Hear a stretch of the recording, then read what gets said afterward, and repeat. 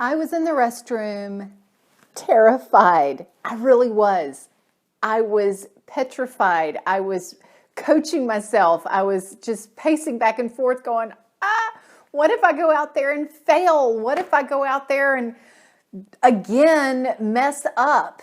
I've tried and failed so many times. I don't know if I can trust myself. I don't know if I can do this.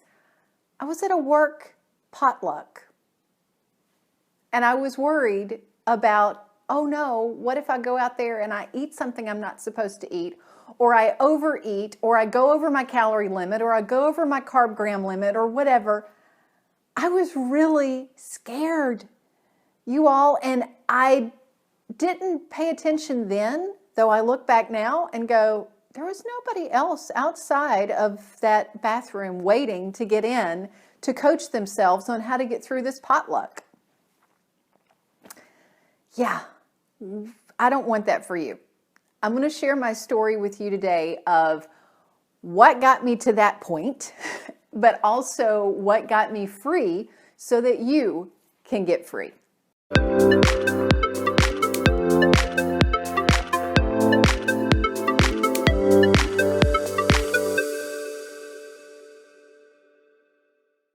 Welcome, I'm Sheri Traxler with Nourish Your Life, author of Go Forward, 28 Days to Eat, Move, and Enjoy Life God's Way. And I am so excited about helping you enjoy life, because when you are in food jail, you're not enjoying life. I was definitely not enjoying life at that potluck. So what got me there? What's my story of how I got to that place? Well, some of it is good.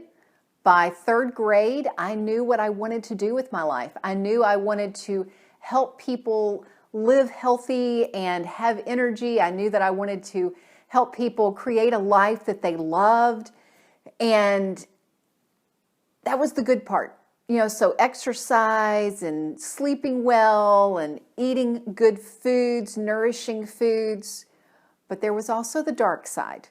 And in a previous video, I talked about the dark side of dieting, and I really fell into that hard. I really got into that messed up, disordered eating state of, obviously, at a potluck, terrified of the food. That journey started when I was 9 years old. I went on my first diet. I only did it because that's what the people in my family did. I did it to lose 2 pounds, not a lot of weight that I wanted to lose. It was just, that's what we did. But it started the journey of disordered eating. It started the journey of fearing food, of counting everything that went in my mouth. And by the time I was in my early 20s, I realized this is not working. I had this sense of something's wrong with me. That's what I thought. I had this sense of I'm a compulsive eater. Why is it that I can't control myself around food? There was all this fear. You're going to hear a lot about donuts in my story. Whenever I was in undergrad, I was a cross-country runner. Like I said, there was good parts to this. I mean, I enjoyed exercise. I was not an over-exerciser for the most part. And I would go into my work break room, and sometimes, you all, I would binge on the donuts that were in the work break room and feel completely out of control. I felt like it was me, like something was wrong with me.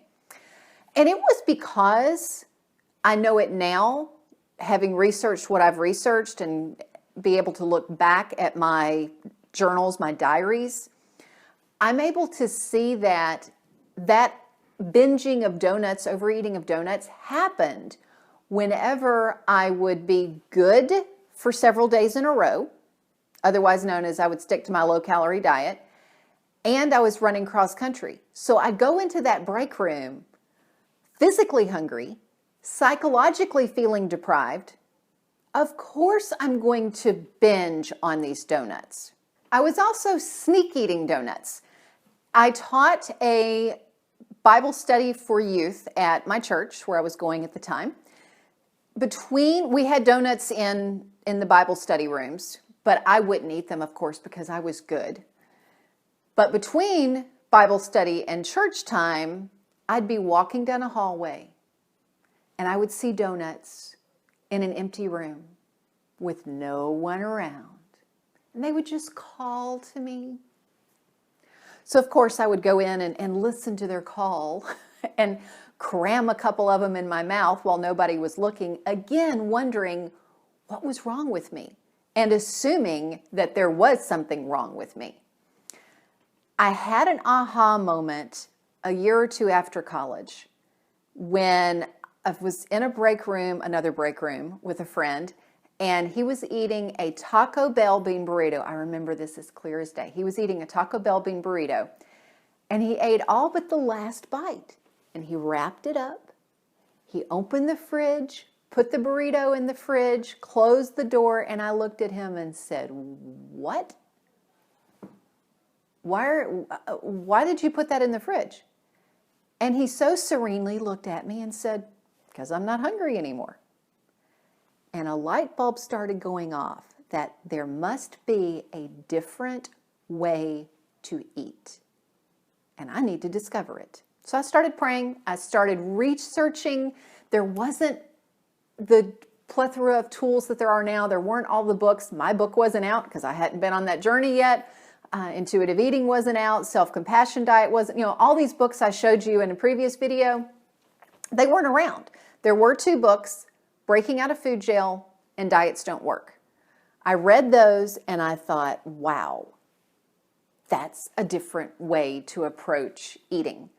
And I began clawing my way into freedom. And I say that because it's, one step forward, 20 steps back, one step forward, 2 steps back. It was just the journey because I didn't have somebody to guide me like I guide my clients. So it was a very long, painful process. But I began that and began to test trusting myself with food. Didn't even know that that was a thing or even possible. And in another Bible study class at another church, I was watching a toddler. This again is about donuts. Lots of donuts in this story. We had donuts in that church in Bible study classes as well, just like the other church. And I watched this little toddler. The mom said, "Hey, honey, do you want a donut?" Well, of course, his face lights up. "Yes, I want a donut." He puts down his toy. He gets the donut, takes a bite of the donut, puts the donut down, picks up his toy, and starts playing again for a minute. Puts the toy down, gets the donut, takes a bite of the donut, puts the donut down, picks up the toy, starts playing with the toy again, and keeps playing with the toy. And keeps playing with the toy. Doesn't pick up the donut again, and I think, that's interesting. I look around the room. There are no one who is so engrossed in their conversation that they're ignoring their donut. They are mindlessly eating their donut while they're talking, but they are not playing with their toy, ignoring the donut. And in that moment, God spoke to me and said, "Sheri, you used to be that toddler." Wow. So something happened between me being a toddler and now. What was it? It was the dieting. I was not a compulsive eater. It wasn't all this hoopla. It was the fact that at 9 years old, I started saying, "Sheri, you can't trust your body. You can't trust yourself with your body. You can only trust these external rules. You can only trust this count. You can only trust what these experts say. You can't trust yourself. God did not make your body for your body to be able to be trusted."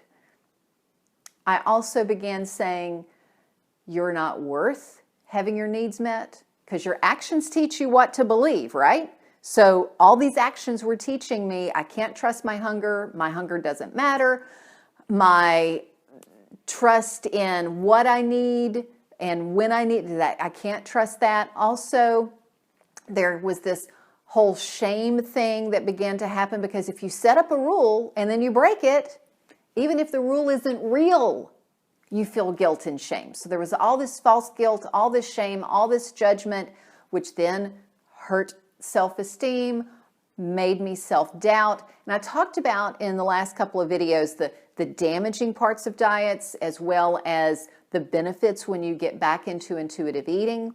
So I won't list all of those things, but I was experiencing those on a moment by moment, day by day, everyday basis for a little over 20 years. When I began researching and reading in these books about studies like the 1940 study of these men who were considered superior physically, mentally, emotionally, they were put on a diet, and very shortly they began binge eating, they began losing willpower, they began fantasizing about food, swapping recipes, all like symptoms I had been having.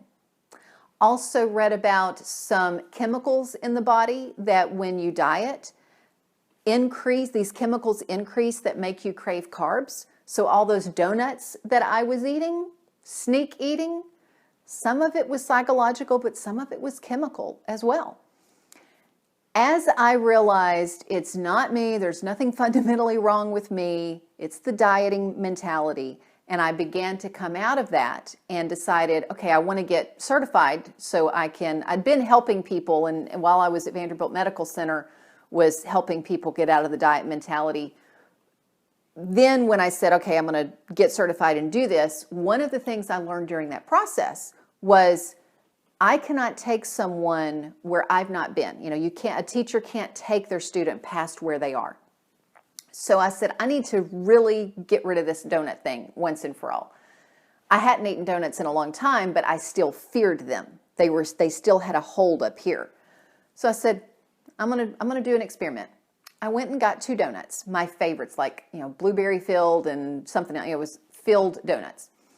I loved the feeling of it, when it would squish in my mouth. I also loved the taste, all of it. I sat in my car and I got ready to savor. And I bit the first bite of the donut. It's like, no, not quite. All right, well, maybe that one wasn't my favorite. Maybe this other one was. Take a bite of it. No. Don't. Maybe I've just got to prime my mouth for this. So maybe my third bite. So I did this back and forth a little bit and then realized I don't like donuts. They taste like sugar-covered cardboard. Blech. I was free from donuts then because I realized I really didn't like them that much. That's what I want for you. I want you to have freedom with your food. This is Nutrition Month. It is a fantastic time to start or continue an intuitive eating journey and break out of food jail. If you need help with this, please give me an email. Let's shout. Let's talk. sheri@theveryolife.com. I want to be able to help you with this. Thanks so much for watching. Remember to subscribe so that you can be the first to receive these new videos. Until next time, find your path and fulfill your potential.